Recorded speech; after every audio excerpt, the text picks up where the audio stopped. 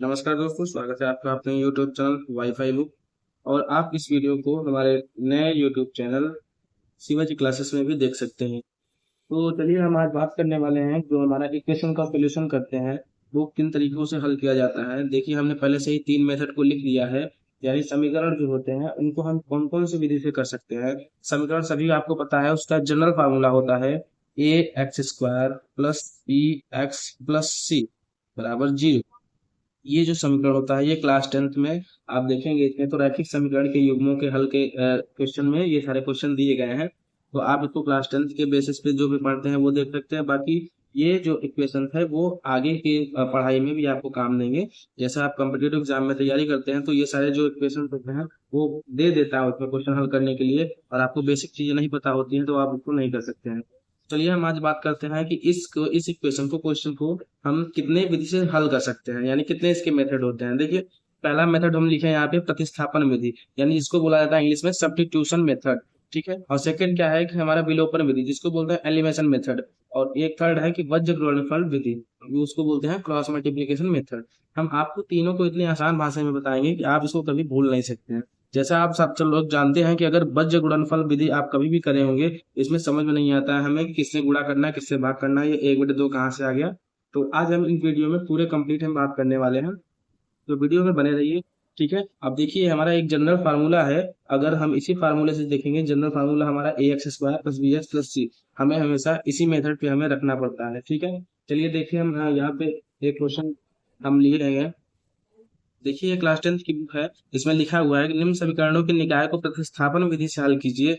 ठीक है, ये हर यदि हल संभव है तो ये देखिए पहला क्वेश्चन है। जैसे हम इसको लिख लेते हैं, उसको हल करने की कोशिश करते हैं। तो जैसे हमने इसको लिखा, क्वेश्चन देखिए क्या है। यहाँ x प्लस वाई बराबर 8 और 2x माइनस 3y बराबर 1। ठीक है, अभी इसको जाने दीजिए। देखिए, अभी हमारे पास दो समीकरण है और इसको बोला है कि आप इसको प्रतिस्थापन विधि से हल करके बताइए कि इसका क्या क्या आंसर होने वाला है। तो देखिए, हम सबसे पहले ध्यान देंगे कि ये वैल्यू लिखा क्या गया है, इसके बारे में हम समझेंगे, उसके बाद क्वेश्चन को हम हल करेंगे।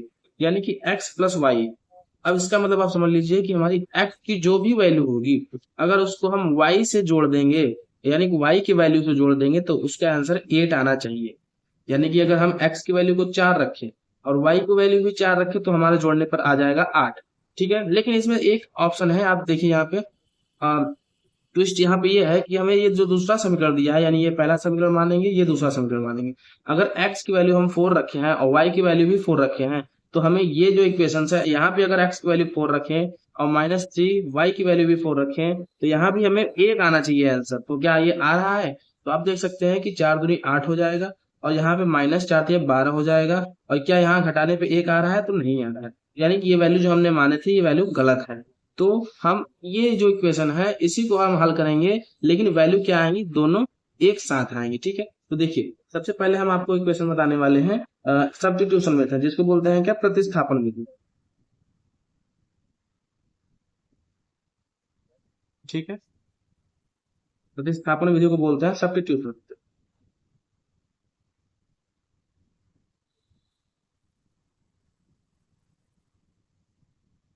देखिए, प्रतिस्थापन विधि में क्या होता है कि हम जो अपना x और y जो चर अचर संख्याएं हो, उसको हम इधर से उधर यानी बराबर के साइड के इधर या उधर कर सकते हैं और उसको हम हल कर सकते हैं। जैसे यहाँ पे x plus Y equal to 8 लिखा है, हम इसको मानेंगे फर्स्ट इक्वेशन। और सेकंड इक्वेशन क्या है, 2x माइनस 3y बराबर -8, तो 8 सॉरी, ये है हमारा सेकंड इक्वेशन। ठीक है, अब ये प्रतिस्थापन विधि क्या करता है कि हम पहले x की वैल्यू निकालेंगे और x की वैल्यू को निकालने के बाद हम समीकरण 2 में यानी इक्वेशन सेकंड में x की वैल्यू को पुट करने पर हमें वो जो भी आंसर आएगा वो आंसर को हम हल करेंगे। देखिए, पहले हम क्या करेंगे, सबसे पहले फर्स्ट मेथड यहाँ पे देखेंगे। मेथड पहला, यहाँ पे क्या करेंगे हम, अगर x plus Y equal to 8 दिया है, तो अब सबको पता है कि हमें जब x की वैल्यू ज्ञात करनी होती है तो यहाँ हम x इक्वल टू जो 8 है ना, 8 को हम सेम टू सेम बराबर के इस साइड ही रखेंगे। और यहाँ देखिए वैल्यू जो प्लस है और ये y है, और जब हम इसको पक्षांतर करने हैं, ट्रांसफर करते हैं इक्वल टू की यानी बराबर के साइन के इस साइड, तो प्लस का जो चिन्ह होता है वो हो जाता है माइनस का चिन्ह, तो माइनस का y हो जाएगा। यानी ये y इधर ट्रांसफर हो गया। पक्षांतर करने के बाद हमारा जो प्लस का चिन्ह होता है वो माइनस हो जाता है, इसको आप ध्यान देंगे। तो हमारी ये एक्स की वैल्यू निकल के आएगी, हम यहाँ पे लिख दे रहे हैं। आप इसको ध्यान देंगे, जब कभी पक्षांतर करेंगे तो यहाँ पे अगर प्लस का चिन्ह रहेगा तो वो इक्वल टू के साइन के साइड जाएगा तो माइनस हो जाएगा, माइनस का चिन्ह रहेगा तो ये इक्वल टू के साइन के साइड प्लस होगा, और अगर मल्टीप्लीकेशन में रहेगा तो इक्वल टू के साइन के बाद डिवीजन में हो जाएगा, और अगर डिवीजन में है तो इक्वल टू के साइन के बाद मल्टीप्लीकेशन में आ जाएगा। हम आपको अभी ये सारी चीजें बताएंगे कि कैसे कैसे ट्रांसफर होता है मेथड। तो देखिए हमें क्या पता चला कि x इक्वल टू 8 - y, ये हमारा क्वेश्चन x का वैल्यू हमें पता चल गई है।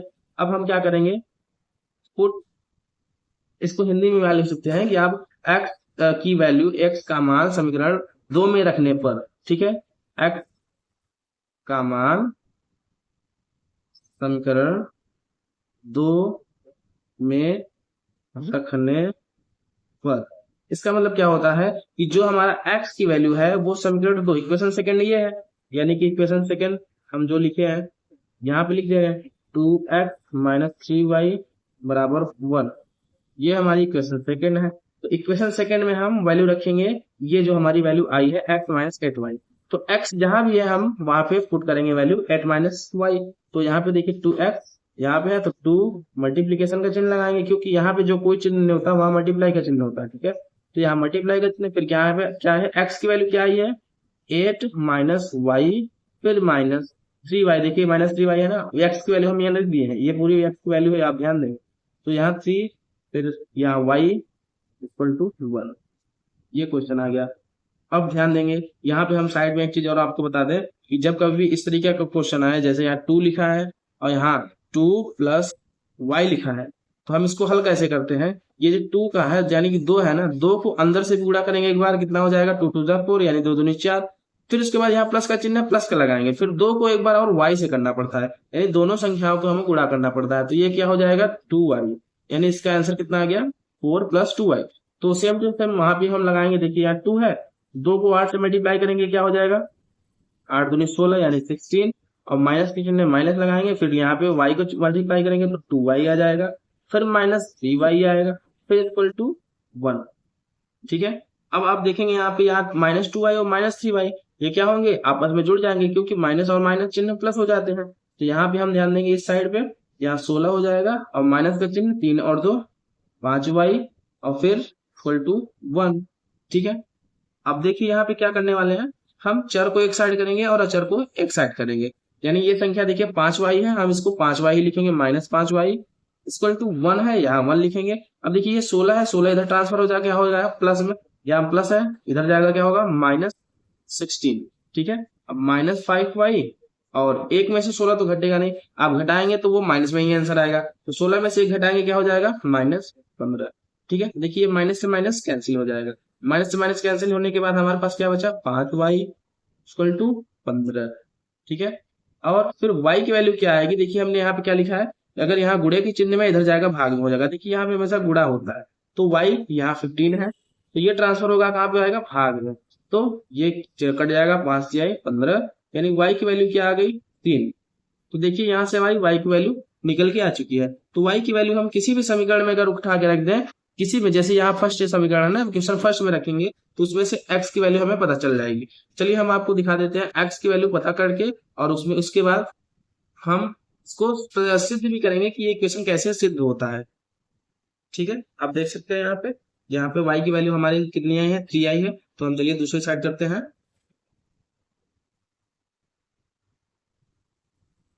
अब देखिए यहाँ पे क्या लिखा है क्वेश्चन, वही समीकरण है, यानी कि यहाँ पे x + y = 8, यानी x और y को जोड़ने पे 8 आना चाहिए, सेम समीकरण वही भी है। अब देखिए x वैल्यू हम जब पक्षांतर किए थे तो यहाँ 8 - y आया था, यानी y = 3, y की वैल्यू भी हमने देखा क्या आई थी 3, तो y की वैल्यू हम चाहे इस समीकरण में रखें, इस इक्वेशन में रखें, चाहे इसमें रखें, वैल्यू वही आनी है। तो देखिए x का वैल्यू हम यहाँ पे फाइंड किए थे, तो हम इसी पे मान पे रख देते हैं।